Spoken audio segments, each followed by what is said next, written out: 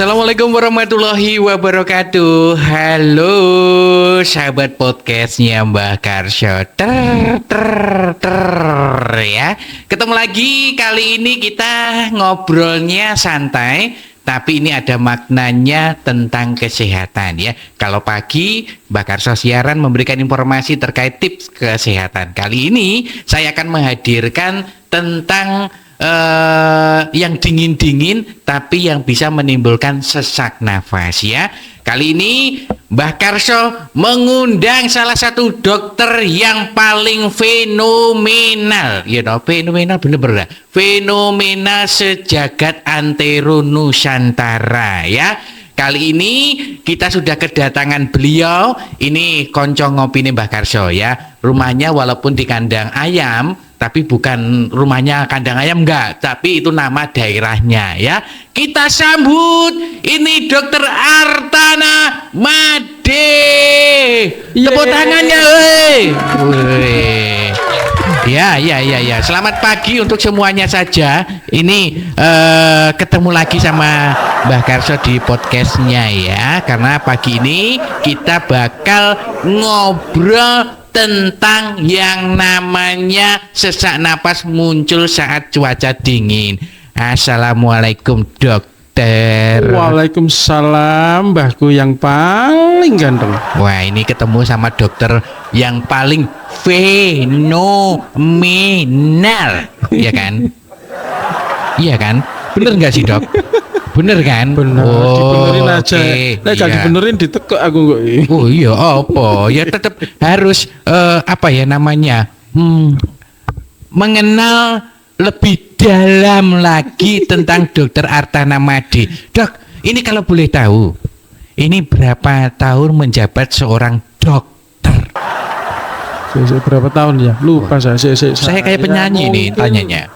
Ya, kalau dokter umum ya mulai dokter umum ya mungkin ya 30-an. 30 tahun. 30 kalau tahun. Dokter spesialisnya mungkin separuhnya 15 tahunan. Wah, enggak bosen, Dok. Nah, ya itu. Sebenarnya ya mau pensiun ya tapi macul kok abot itu. Lah, namanya juga usaha. Kalau usaha itu memang harus kerja keras dulu. Loh, nanti baru nanti kalau sudah kayak dokter kan sekarang sudah mendapatkan penghasilan yang luar biasa, ya kan? Loh, tapi kan lebih enak kalau sesuai cita-cita toh Mbak Karsyo. Oh, nah, cita-cita gitu. Saya dulu itu jualan mie dok-dok. Mie dok-dok itu apa? Mie dok-dok itu yang disuruh terus dok-dok. Nah, oh, itu terus banyak yang manggil saya mie dok-dok. Oh, mie dok-dok. Oh, dok. Lu dipikir saya gitu. Dokter. Jadi dokter saya. Wah, ini wah ini ternyata kalau berarti saya dulu make. Nah, sekarang jadi penyiar make ya kan. Nah, dokter, kita membicarakan tentang ini kan banyak orang yang mengeluh sesak napas saat udara dingin ya kan, ini kan musimnya musim kemarau, musim ketiga jarene wong Jawa. Biasanya musim kemarau itu datang dengan hawa malam yang cukup dingin ya dok ya. Ini sering terjadi, ini kadang terpapar ada orang yang mungkin punya penyakit riwayat sesak nafas atau mungkin sesak di hatinya ya kan. Oh gitu. Ini kadang-kadang itu mengalami yang namanya sesak napas. Ini yang sakit ini yang sesak hatinya apa? Kalau orang-orang itu sesak napas, kalau saya sesak di hati dong. Ini pertanyaan nanti yang mungkin sering kita dapatkan dari pendengar ini, apa saja penyebab sesak napas itu sering kambuh saat cuaca dingin dok? Siap. Anu aja ya, saya ngomong-ngomong agak santai aja. Nanti kalau ngomong serius di-cut aja ya. Cut dok, terlalu serius gitu aja. Oh iya, oke dok. Jadi gini ya, cuaca dingin itu ada faktor dari diri sendiri dan bisa dari lingkungan. Kalau dari diri sendiri ya, kalau ada cuaca dingin, saluran napas kita itu istilah awamnya apa ya, mengkerut ya, restriksi. Nah itu ya menyebabkan udara sebenarnya itu reaksi tubuh ya, supaya udara yang masuk ini aman buat tubuh. Jadi berusaha menghangatkan, ada lendir supaya apa? Supaya yang masuk udaranya hangat. Tapi ada efeknya. Efeknya gitu. apa? Efeknya di situ nanti mungkin ada lendir yang keluar. Nah, lendir sendiri itu pengaruh ke silia. Silia itu bulu. Bulu di hidung, di saluran pernapasan kan kita kan ada hidung. Kalau itu ada lendir atau mungkin ada cairan, akhirnya lengket, kental. Reaksi pada sesuatu yang dari luar ya, entah itu virus atau apa, turun. Jadi daya tahannya turun. Gitu. Daya tahannya turun, itu ada konstriksi sendiri itu sering jadi pencetus kalau ada sakit, mungkin asma, mungkin saluran napas, itu yang dari dalam tubuh. Kalau dari luar ya mungkin lingkungan itu ya, mungkin kalau dingin, cuaca dingin, virus itu semakin aktif. Semakin aktif. Terus itu sangat pengaruh semua ke tubuh kita atau mungkin saluran pernapasan kita. Gitu. Berarti seperti kita jatuh cinta nih, Dok. Dari mata turun ke hati, terus tumbuhlah rasa cinta, tumbuhlah rasa sesak. Pengalaman iya, karena diputus cinta sesaknya. Berarti itu ya penyebabnya. Terus ini apakah kondisi ini sering terjadi pada penderita asma atau penyakit paru lainnya gitu, Dok?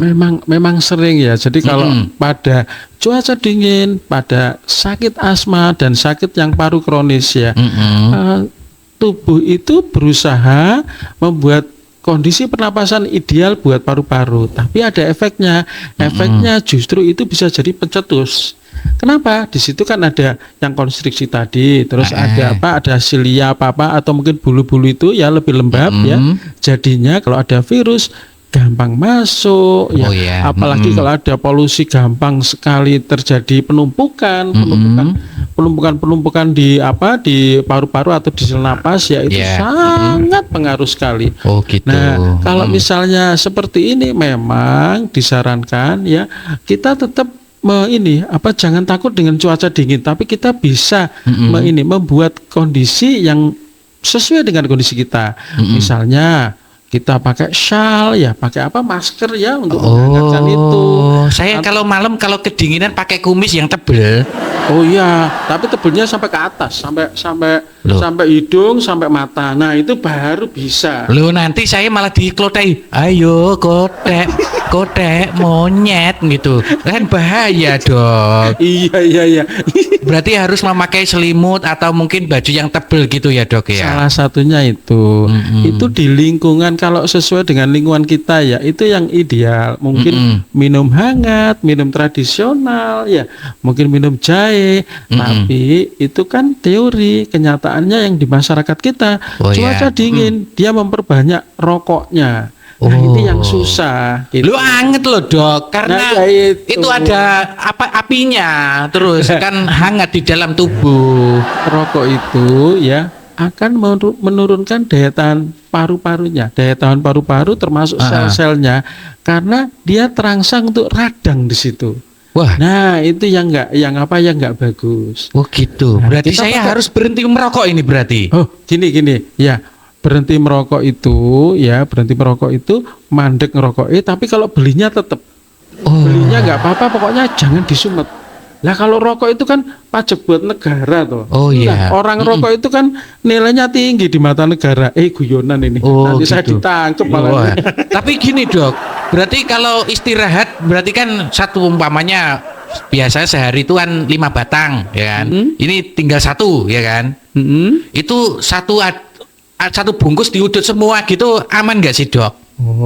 Itu kalau diudut semua nggak aman. Tapi kalau disemetok nggak diudut nggak apa-apa. Gue diam iki gue denden nyamuk. Denden nyamuk, iya. Nyamuknya nanti yang asma nanti malah. Gitu, berarti. Itu kasihan nanti malah. Wah, nggak apa-apa kan, nggak menggigit kita. Nyamuknya berobat ke saya nanti malah. Ini gimana ini? Tapi kalau bicara soal dingin ya, Dok ya, ini kan rata-rata masyarakat juga ada yang rumahnya dataran tinggi ya, Dok ya. Di sana kan biasanya kalau sudah jam 3 sore itu sudah terasa dinginnya sampai pagi lagi, ya kan? Apakah orang asma itu harus yang namanya pindah domisili gitu? itu pilihan, tapi kan bisa disiasati. Jadi kalau tempat kita seperti Magetan, Plaosan, atau yang atas-atas itu punya keunggulan. Keunggulannya apa? Oksigennya lebih tinggi daripada dataran rendah. Nah, itu sudah harus apa istilahnya dicamkan itu. Itu sebabnya rumah sakit paru mesti nyari dataran tinggi, rumah sakit Dungus, rumah sakit Batu. Kalau Batu sekarang karena sudah ramai ya, tapi dulu itu favorit untuk ini, untuk apa? Untuk orang sakit paru-paru. Kan di sana ada sanatorium dan lain sebagainya. Oh iya. Karena apa? Oksigennya tinggi. Lah dingin dok. Nah dingin itu kan cuaca. Kita mungkin tidak bisa mengotak-atik cuaca, tapi bisa mengotak-atik tubuh kita. Mungkin kalau dingin itu tadi kita usahakan tubuh kita hangat, entah dengan selimut tadi yang disebut Mbak Karso, selimut yang bisa ngapunten, bisa apa? Bisa ngentut, bukan ya? Oh, tak kira selimut tetangga. Mana mungkin selimut tetangga itu kayak Republik dong. Nah itu pakai sal ya. Terus hampir semua minuman tradisional itu sangat bagus untuk pernapasan kita minum hangat. Ya, dari minum secang, jahe kencur jeruk itu di beberapa daerah disebut apa? Jahe kencur jeruk. Jan didit. Nggak boleh dong. Nah, itu nggak boleh. Itu sebenarnya ya kalau misalnya dengan teliti baca obat-obat batuk yang herbal apa-apa, isinya kan itu memang jahe, kencur, jeruk ya dijadikan satu, itu nggak apa-apa, itu bagus. Gitu. Jadi kita jangan takut dengan dataran tinggi, yang penting kita paham dengan yang harus kita lakukan adalah seperti ini, misalnya seperti itu, olahraga cukup misalnya kalau dingin sekali ya sudah kita nggak usah terlalu banyak keluar, kalau keluar pun kita pakai shawl, kita pakai jaket ya. Kita tetap di lingkungan istilahnya rumah ya, nggak usah terlalu banyak. Hanya di lingkungan rumah pun tetap harus ada ventilasi. Oh, ventilasi. Ventilasi ini yang penting. Saya jendelanya nggak ada pintunya, nggak ada jendelanya kok dok, mablak. Loh iya, saya juga sama, malah nggak ada temboknya saya. Oh, aman itu dok. Apalagi yang dari bambu itu, gedek. Oh, dari gedek ya, bambu ya. Wah, asik itu dok. Ada anginnya masuk itu syahdu sekali. Tapi ini kalau bicara soal sesak napas biasa dengan sesak napas yang merupakan tanda penyakit serius itu seperti apa sih dok? Ya, kalau sesak napas itu ya misalnya ataupun batuk dan sesak napas itu kan sering gandeng. Orang sesak napas ya itu sering diikuti batuk juga bisa jadi pencetus sesak. Jadi kalau misalnya batuk ya mungkin kita jangan nganggap itu suatu hal yang biasa. Tapi kalau misalnya batuknya itu segera bisa hilang atau tidak ngikil, tidak diikuti sesak ya, itu mungkin batuk yang ada ini yang masih aman. Atau batuk ada sebabnya. Bojoku kok masak sambel, aku batuk. Nah, gebres. Batuk atau sesak harus kita anggap serius bila mungkin ada sesak yang mungkin sampai kebiruan misalnya, atau sesaknya ngikil, sesaknya diikuti dengan batuk yang susah keluar. Ya, kalau toh keluar ya dahaknya kuning, hijau atau seperti karat. Kok kayak pelangi dok? Iya, pelangi itu kalau di orang batuk ya. Makanya kalau dokter mesti akan nanya batuknya warnanya apa, dahaknya seperti pelangi dok, itu menunjukkan infeksi yang berat. Gitu. Kuning itu infeksi misalnya, kita sesuaikan dengan obatnya nanti. Hijau itu sudah tambah berat. Kalau sudah seperti karat ya itu sebagian sudah campur dengan darah misalnya seperti itu. Aku kok wedi dok? Oh jangan ditakuti. Aku wedi. Wedi ada pelangi di matanya. Pelangi di matamu gimana toh? Oh iya, makanya saya takut dok. Tapi itu apakah juga ada penyebabnya dari mungkin debu atau alergi kayak gitu dok? Ya, alergi bisa, debu bisa, tapi alergi tidak menyebabkan warna pelangi. Warnanya bening. Bening atau paling banter putih terus bercampur dengan ini busa ya. Hanya seperti itu. Tapi kalau sudah berubah warna, kita tetap harus hati-hati dengan suatu proses infeksi. Termasuk merah, kita yang harus hati-hati sekali. Gitu. Misalnya seperti itu.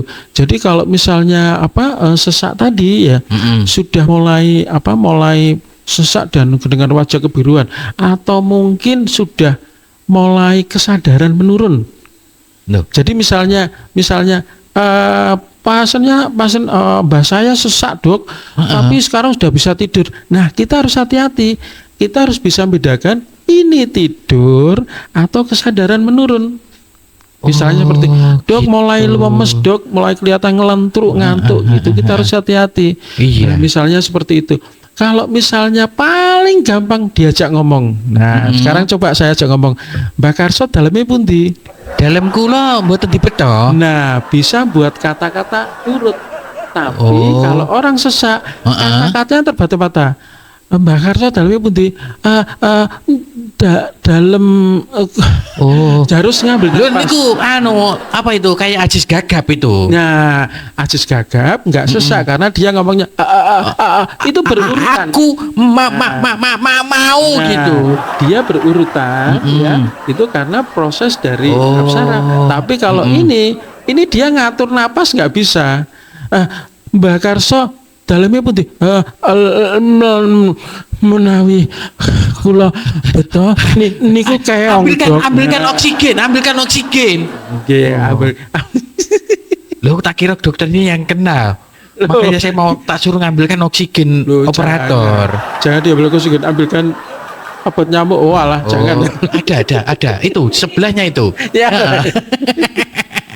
Nah, ini tapi kalau bicara sesak napas ya, dokter ya, ini apakah itu memang berkaitan dengan penyakit paru atau bisa disebabkan oleh jantung sebenarnya? Oh iya, ini yang sangat bagus sekali pertanyaan.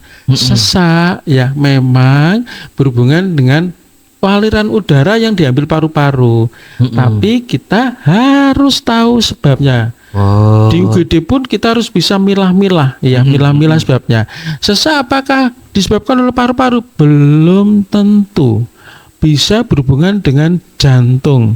Jantung pun bisa hubungannya dengan jantung kronis, misalnya gagal jantung kronis, atau hubungannya dengan IMA. IMA itu infak akut, itu yang berat. Bisa seperti itu. Atau nanti yang tambah berat ALU. ALU itu akut langodim. Jadi jantungnya penyebabnya, tapi efeknya paru-parunya bengkak. Akut langodim, paru-parunya bengkak karena itu. Nah, apakah hanya jantung? Enggak, bisa juga ginjal. Ginjal misalnya dia gagal ginjal. Dia sesaknya lewat paru-paru, tapi sebabnya ginjalnya. Misalnya kreatinnya. Kalau dicek urin kreatinin tinggi dan mungkin pasiennya perlu cuci darah, gejalanya ya sesak juga. Tapi kita nggak bisa ngobati hubungannya dengan paru yang utama, karena yang utama ginjal, utamanya ginjal itu paru bantu. Gitu. Apakah ada sebabnya? Ada. Sebab stroke juga bisa. Ada lagi misalnya, otaknya nggak apa-apa, stroke-nya nggak apa-apa, jantung nggak apa-apa, ginjal nggak apa-apa. Dalah. Mbak Yuku diputus sama Mbak Karso, langsung sesek. Misalnya seperti itu. Gitu. Tapi kalau saya sesaknya ada gejalanya, dok. Gejalanya gimana? Gejala awalnya itu dompet nggak ada isinya, itu langsung sesek saya gitu, dok. Itu dompetnya yang harus dibantu napas. Suntikan dana gitu ya, dok ya? Enggak, disebuli. Gitu. Ya baru ini saya ada triknya. Ternyata tidak duitnya aja, tapi disebulin ya. Oke. Nah, tapi jika seseorang mengalami itu, dok, tindakan pertama yang dilakukan itu apa? Yang pertama, yang paling gampang satu ya, pasien sesak itu harus tenang. Tenang dulu, ambil napas misalnya seperti itu. Semakin gelisah, semakin konstriksi, semakin sesak. Nah, sesudah itu tambah oksigen. Itu kalau di rumah di UGD atau di UGD manapun, di wisma manapun mesti tambah oksigen dulu. Karena kita berusaha oksigen ke otak nggak berkurang. Kalau sudah berkurang berat, sudah itu kita bisa nyari penyebabnya. Penyebabnya itu tadi, kalau paru kita usahakan salah satunya mungkin melebarkan bronkusnya, saluran napasnya, atau tambah oksigen tadi. Kalau sebabnya sebab yang lain, misalnya jantung, kita harus tahu penyebabnya apakah infak dan sebagainya. Oh gitu. Dan semua organ tubuh kita itu berhubungan memang. Kita nggak bisa iki paru-paru nih tok. Nggak bisa. Sangat berhubungan. Oke. Tapi untuk cara pencegahannya supaya sesak napas saat cuaca dingin, terutama bagi penderita asma atau PPOK, itu gimana solusinya, Dok? Atau mungkin kita mengenakan masker, apa gimana gitu? Apa selalu bawa tabung oksigen kemana-mana gitu? Jadi memang ya, kalau misalnya cuaca dingin, kalau memang kita bisa bagi antara orang yang sehat dan orang yang punya dasar sakit paru-paru kronis. Untuk orang yang sehat mungkin kita bisa jaga dengan asupan gizi dan maksudnya diri sendiri dan lingkungan. Kalau misalnya diri sendiri, kita tetap asupan gizi yang baik, ya, olahraga yang cukup, dan kemudian kalau misalnya perlu pakai sal atau masker itu sangat bantu. Kalau hubungannya dengan sudah sakit paru-paru, kita tetap berusaha supaya tidak ada serangan. Nah, karena kalau serangan misalnya dicetuskan oleh cuaca dingin, sedikit aja serangan, ya, itu sangat seseknya bisa istilahnya eksaserbasi berat, ya. Berat ya, sesak berat itu. Jangan sakit itu jangan ditakuti, sakit itu diobati. Aku biayane, Dok. Nah, jangan dipikir biaya. Iya. Kan ada BPJS, lah kok ini endorse ini enggak. Enggak. Ini memang di cover juga ya, Dok. Ya, kalau semua sakit yang kalau ada BPJS semua tetap di cover. Sayangnya dompet saya enggak ada covernya BPJS, Dok. Oh, bisa. Kalau gitu nanti kan ada ini ya, ada undang-undang ya. Undang-undang apa itu? Teman yang pasal 33 itu loh. Barang siapa teman yang punya duit harus ngasih ke temannya gitu. Wow, berarti saya punya teman dokter ini. Wah, ini. Saya ini kan nama saya kan Artana Made. Iya. Arto itu duit. Made itu buat. Nah itu gak iso gak duit. Wah, ya wes ya apa sih? Dokter Arto ora di duit iki piye terusane? Nah, kita kembali ke topiknya ya, Dok, ya. Siap. Itu mungkin ada nggak sih, Dok, minuman atau makanan yang ada efek sampingnya ke nafas, atau mungkin harus mengkonsumsi ini begitu? Di beberapa literatur disebutkan ya, misalnya hubungannya dengan jahe atau mungkin kunyit apa itu ada antioksidan. Ya, itu bisa dipakai. Itu tadi di beberapa daerah, terutama di Jawa Tengah ya, Tengah itu di Tawangmangu aja ada minum jahe kencur jeruk. Itu Pak siapa itu, Pak Mul ya, yang buburnya ruam minta ampun. Itu ada jahe kencur jeruk, itu bisa dipakai. Gitu. Terus hubungannya dengan wedang-wedang tradisional, termasuk wedang secang apapun bisa dipakai. Atau juga hubungannya dengan ini, ada yang seret dengan bawang putih yang ada, bawang lanang apa bawang merah bisa itu semua bisa digunakan, bisa ya. Nah, yang penting lagi cukup buah apa itu kira-kira, Dok? Buah bagus, istilahnya gini, paling gampang itu ya buah warna-warni. Piring warna-warni itu sudah cukup. Piring ada buah kiwi yang hijau, ada buah yang apel merah, ada pisang, ada itu warna-warni itu sudah warna-warni buah ya, bukan warna-warni buatan, buatan ya. Itu sangat bantu sekali ke ini. Kalau misalnya di beberapa rekan kita teman-teman kita yang YouTuber atau mungkin yang berhubungan dengan makanan konten kreator, mesti banyak disarankan makanan yang raw ya, yang praktis, bukan olahan. Jadi makanan asli itu yang bagus memang kalau misalnya hubungannya dengan kesehatan. Jadi buah ya sudah, buah mateng itu aja, bukan buah yang misalnya diolah ini ya, itu sangat bagus. Tapi kalau buah-buahan Buah apa? Contoh buah-buahan bagus. Buah-buahan kan mainan itu, Dok. Buah-buahan. Iya, betul sekali. Kan? Kena saya ini. Aman oh gak? iya, buah tadi yang saya sebut kalau kondisi kita fit atau kondisi kita hanya berhubungan dengan sakit yang asma, maaf, sakit yang berhubungan dengan paru-paru. Kalau hubungannya dengan sakit yang lain, mungkin kita harus konsultasikan. Salah satunya, misalnya dia ada sesak, tapi dia sakit ginjal. Kita harus menyesuaikan dengan buahnya. Tidak semua buah aman buat pasien sakit ginjal karena ada kaliumnya tinggi, terbatas jadinya. Kalau dia ada kencing manis, terbatas juga buah yang manis. Jadi yang saya sebut tadi, kalau misalnya kita memang sakit yang berhubungan dengan paru-paru, asma atau sakit paru kronis yang memang sakitnya itu, jadi nggak ada sakit komorbid yang lain. Kalau komorbid yang lain kita sesuaikan dengan komorbidnya, sesuaikan dengan underlying. Underlying itu apa? Sakit yang ada di lain paru-paru ada sakit lagi yang bisa mendasari pencetusnya itu. Oh gitu. Kira-kira gitu. Wah, berarti banyak-banyak mengkonsumsi buah juga ya, Dok ya. Nah, tapi mungkin bagi penderita yang punya asma ya, Dok ya. Ini penggunaan apa itu? Hesler ya. Oh iya, inhaler, spray atau nebulizer, ada macam-macam. Oh, macam-macam. Kalau semprot itu namanya inhaler, sedot juga mungkin inhaler. Kalau misalnya yang pakai uap, gitu ya, itu namanya nebulizer. Oh, yang gitu. mana maksudnya? Kalau saya pakai yang itu loh. Oh, yang semprot gini. Biar dingin itu loh, Dok, di muka itu loh. Oh, itu namanya. Itu termasuk penyakit punya penyakit paru-paru nggak sih, Dok? Oh itu itu enak, nggak apa-apa itu. Aman. Itu lebih aman kalau dikompres lagi, dikompres sama yang merah ya, kertas merah itu loh. Oh merah, gitu. Tulisannya 100 itu ya. Oh iya. Tapi saya punyanya biru-biru kok, Dok. Iya nggak apa-apa. Nah, tadi ada punya di biru-biru 2 pinjam dari dia kok. Mbak dia ya. Nah, itu berarti apakah itu harus mengkonsumsi inhaler itu setiap hari begitu, Dok? Gini, kalau asma memang ada inhaler itu ada namanya controller and reliever. Jadi kalau misalnya dia keadaan akut ya, keadaan eksaserbasi, keadaan kambuh, keadaan relapse ya, atau keadaan serangan kasarannya, itu kita pakai reliever. Kalau misalnya kita stabil untuk maintenance-nya, kita pakai controller itu, hanya mengontrol supaya tetap kondisinya stabil, nggak ada serangan.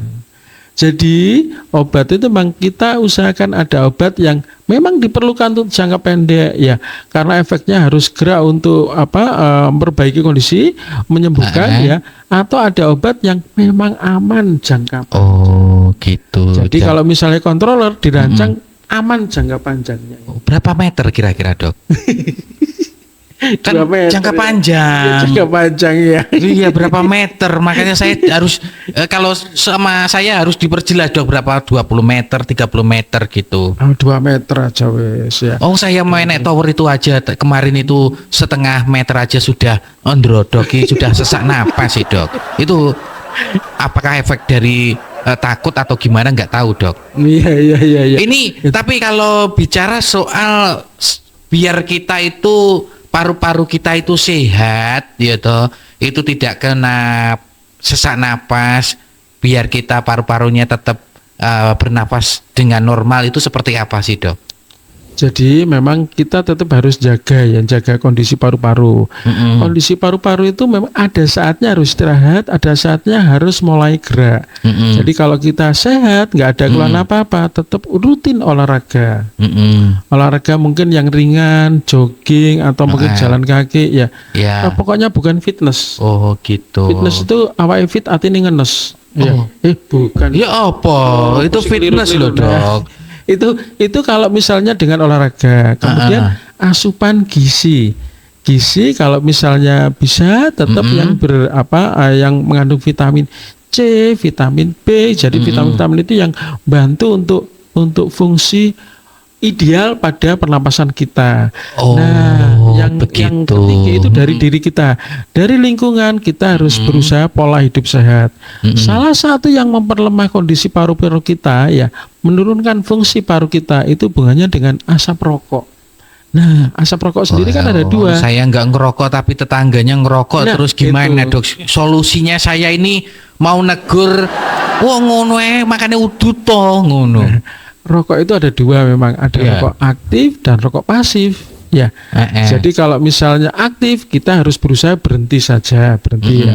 Kalau pasif, sudahlah. Kalau pasif kita lebih baik menghindar karena kalau kita ngomong ojo ngerokok apa panjang nanti. Iya. Panjang nanti gini, tapi yang utama kita paham ya, rokok itu penyebab penyakit paru di Indonesia yang terbanyak dan itu bisa dicegah.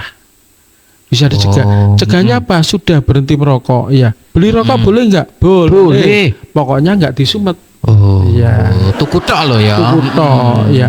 Untuk vape ya, vape atau apapun, kita tidak menyarankan. Lebih baik tidak. Berarti lebih baik tidak. Vape tidak udut. Iya. Duitnya iso numpuk. Kena ning tanah suci.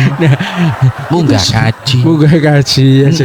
Jadi memang yang berat itu untuk berhenti ya, berhenti rokok itu ya, karena orang kalau terbiasa merokok alasannya banyak, tapi yang utama kita paham, paru-paru hanya salah satu bagian tubuh, yang lain pun tetap harus dijaga. Jadi kalau kita bisa menjaga paru-paru ya, kita mungkin bisa menyelamatkan organ yang lain. Paru-paru mesti berhubungan dengan jantung misalnya. Nah, dengan paru-parunya sehat, insya Allah jantungnya juga akan tetap baik. Misalnya seperti itu. Gitu. Nah, itu sebabnya kalau rokok sudah tertulis jelas, merokok bisa menyebabkan ini dan lain sebagainya, paru-paru dan jantung. Ya, menyebabkan wanita kehamilan dan janin. Kok merokok bisa menyebabkan hamil itu? Enggak ya. Enggak sih. Enggak merokok bisa hamil. Ini bahaya ini nanti malahan. Nah, ini ada titipan pertanyaan, Dok. Iya. Dari Mbak Tir ya. Itu kemarin itu Mbah nitip Mbah. Ula ono dokter paru-paru. Wong ngorok ngono kae apa ya ada pengaruh dari paru-parunya. Soalnya dia ngorok, Dok, kalau tidur. Ya. Kalau ngorok itu dari saluran napas atas. Saluran napas atas biasanya berhubungan dengan pangkal lidah yang belakang ya, ketarik belakang. Mungkin bisa diatasi dengan tidur miring ya. Miring kalau memang nggak hilang ya baru ada beberapa yang bisa bisa konsul ke paru mungkin salah satunya ya snorkeling ya kita akan melihat posisi lidahnya gimana atau gimana. Mungkin yang paling sering mungkin pada pasien yang seperti kita ya, pendek ini. Jadi kalau tidur itu gampang sekali otot pangkal lidahnya ketarik belakang. Ngorok sendiri ya juga pengaruh sekali ke paru-parunya ya. Karena kalau misalnya pada kondisi tidur kan kita nggak sadar. Nah itu. Nah, jadi kalau seperti itu ya ada namanya mungkin hubungannya dengan istilahnya ya berat-berat ya. Kalau yang berat itu sudden death dan sebagainya. Nah, kita lebih baik nyegah itu. Gitu. Berarti ada solusinya dengan miring tadi ya, Dok. Salah satunya miring ya. Soalnya kalau dia itu kalau ngorok dengan catatan mungkin dari dari tenggorokannya nggak ada kelainan. Kalau tenggorokannya ada kelainan mungkin ada ada pembesaran limfonod itu beda. Gitu. Seperti itu. Siap. Ini mungkin sebelum berakhir ya, Dok ya. Ini saya juga pengen tahu tips menjaga kesehatan paru-paru. Monggo untuk pesannya bagi pasiennya dokter yang saat ini menderita asma ulkus. Asma.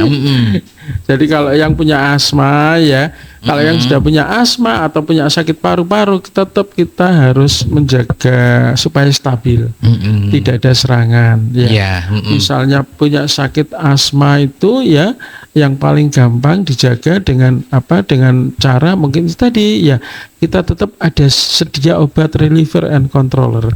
Gitu. Dan kemudian jaga dengan dengan sehari-hari. Sehari-hari pola hidup sehat di paru tetap hubungannya dengan antara lingkungan hubungannya dengan olahraga dan apa dan hubungannya dengan apa yang kita makan, gizi yang kita makan bergizi. Kira-kira perlu vitamin nggak? Kalau selama asupan makanan cukup sudah nggak perlu. Kalau misalnya serangan ya jangan tunggu sampai berat. Jangan tunggu sampai berat dalam artian jangan tunggu sampai kondisi yang sesak sekali sampai membiru dan sebagainya. Itu harus cegah. Jadi kondisi tetap harus stabil. Dan kalau misalnya asma kan serangannya kita belum tentu kita hanya serangan sesak terus ada. Kalau misalnya serangan yang berat dan sampai kesadaran menurun, kita tetap diusahakan lingkungan atau keluarga kita paham dengan kondisi bahwa kita punya sesak. Itu yang mungkin bisa bantu. Kapan dibawa ke rumah sakit, kapan dibawa ke tempat kesehatan terdekat, atau kapan kita hanya perlu obat-obat yang ada di kita. Yang penting itu tadi, nomor satu, kalau punya sakit yang berhubungan dengan paru-paru, pola hidup sehat dengan lingkungan ya dan hubungannya dengan kita diri sendiri, jaga kondisi diri sendiri. Oke, siap. Terima kasih dokter yang paling fenomenal ya, yang sudah memberikan sedikit gambaran dan juga wawasan yang cukup luas sekali, seluas samudra, yaitu mengenai sesak napas di saat dingin ya. Nah, tentunya sahabat terasi yang pengen konsultasi sama dokter Artana Randuwe Duit, dokter Artana Made kok Artana Randuwe Duit toh. Ini bisa nanti nomornya tak cantumkan di sini. Ya boleh ya, Dok ya. Nomor transfer. Nomor transfer. Jangan kalau itu. Jangan. Lo kok jangan gimana? Jangan. So, kalau saya itu kita kerja jangan mikir duit. Uang. Oh ya. Terus mikir apanya, Dok? Bayaran. Oh, podo wae. Oke, terima kasih ya dokter ya yang sudah memberikan informasi terkait sesak napas muncul saat musim dingin ya, karena benar yang dikatakan dokter tadi, olahraga yang teratur ya kan. Kalau bisa yang lagi otut ini bisa dikurangi ya, yang semula dibakar gitu ya kan, sekarang dibakar saja, jangan diambil asapnya ya, Dok. Bener nggak? Bener sekali. Wah, terus lebih baik ditabungkan ya kan, siapa tahu bisa beli mobil terkeren di jagat antero ya kan. Wah, ini keren, saya nggak ngerokok, Dok, saya bisa beli mobil kan, alhamdulillah. Tapi saya nggak ngerokok, nggak beli mobil ya sudah, yang penting pagi ini kita sudah memberikan informasi terkait itu ya, Dok. Terima kasih. Jangan lupa untuk sahabat terasi podcastnya Mbah Karso ya kan, ini bisa subscribe, bisa like dan share ya, supaya masyarakat di Kabupaten Magetan ataupun kota-kota lainnya bisa terhindar dari yang namanya sesak napas atau punya kelainan di paru-paru. Nanti kita akan dalami lagi, kita akan undang lagi mengenai paru-paru lebih dalam lagi ya, karena dokter ini sangat luar biasa ya. Mungkin kalau cari jadwalnya untuk kita ketemu saja kayaknya repot banget ya kan. Untung saja tadi mau nggak jadi, mau tak batalin. Oke, saya Mbah Karso sebagai hostnya dan dokter Artana Made juga mohon pamit. Ketemu lagi di lain kesempatan, dan akhir kata wassalamualaikum warahmatullahi wabarakatuh. Waalaikumsalam. Bye bye.